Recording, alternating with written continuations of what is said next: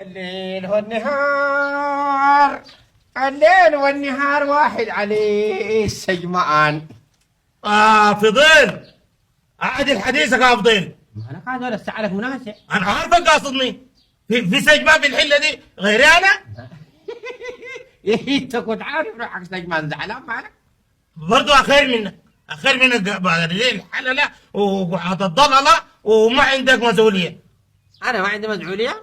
خلاص عشان مدير البنكي. برضو أخير منك عندي شغلة. شغال شنو هسه عليك؟ الله جزا الحمير والغنم دي شغالة ليه؟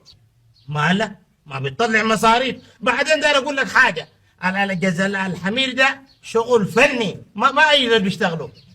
فنية؟ يفنوك ان شاء الله شحض الله عليك من تاسع دور. فانشنو عليك الله في جزا الحمير والغنم كمان. لكن اقول لك كلام، هاي انت ما تفتح لك مع الحلاقة صالون كبير كده، خدت لك لافتة كبيرة اكتب فوق القصص، بدل ما تقعد هذول تجيب في الحمير والغنم وتجيز فين، الناس يوقفوا في محلك. يضير عليك الله أقول لك حاجة، يعني إنك حديث غير ده قولوا، أنا ما ناقص.